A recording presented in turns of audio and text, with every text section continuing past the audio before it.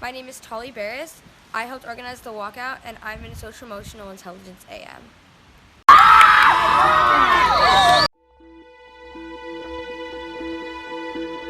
Throughout my life, these shootings have become more common and continuing to happen, and it's disgusting.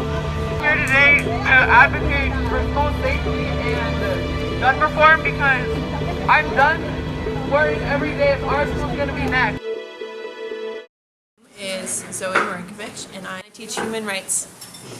Through these case studies, students are asked to develop skills that human rights activists use. They do an oral history, and we also gain skills trying to understand what's happening in our legislature right now. What laws are trying to be passed, what are activists working on to try and address some of these issues, and what does it mean for individual citizens to be engaged in that process. My name is Samantha, and I'm an 11th grader, and my expedition courses consist of college readiness and human rights. Well, I try to think of different views on how kids will react, but applying my skills to this is just joining them and being part of the whole teen youth of doing this type of movement, going out and doing something in the world, not just sitting down letting the adults do it.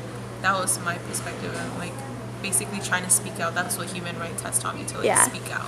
My role in the walkout was to somewhat coordinate it and have a bit of my personal input on what we should do in the walkout. When I learned about the shooting at Parkland, I of course wanted to talk to my students about it. We study gun violence a little bit as one of our case studies in my human rights class, and so in talking to my students I realized that they felt angry and they wanted to do something. And so as a teacher I felt it was my responsibility to help create space for students to organize with each other. Policy changes that they wanted to see, being able to talk about specific guns they wanted banned or specific changes to background checks, but to move away from I'm upset, something needs to be done, to I'm upset and this is exactly what I think needs to be done and how I think we can get it done. So I myself, as well as other student organizers, during recess, our brunch was extended, we prepared a speech and we read it about what has been happening in the world regarding our walkout, and then when it was 10:17, after 17 minutes of our pre-walkout, I guess, everyone that wanted to participate went and followed I and the other teen organizers to City Hall in downtown Everest City. I would say we had about at least 100 kids, if not more. I felt really powerful, and I felt like I could really make a change in a way. I also felt as we were doing something that was right and we were getting our voices heard.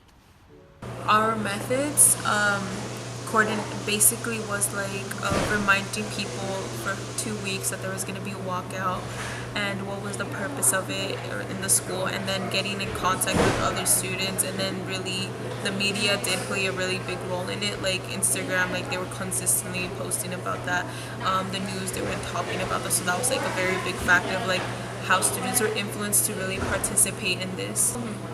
I feel what could have gone better, I guess, would have been more communication, even more than what was originally planned, better planning between the students, and really understanding exactly what we're gonna do, what would be effective, rather than just inclining on what's popular. Something I learned from the walkout was how powerful our youth can be, and that if we want our voices to be heard, we have the power to do that. It sharpened me to be my characteristic and be more open-minded and understanding situations from different sides. Nice. I was so proud of the Everest students when I was there, and I saw their schools had organized, and I felt like the Everest students were not just leaders here at Everest, but among the Redwood City community. I think the walkout, if we measure it in, did we get some people's attention? Did we harness energy into something positive? I think it was a success, but I'm not actually sure that we can truly answer that question for years to come.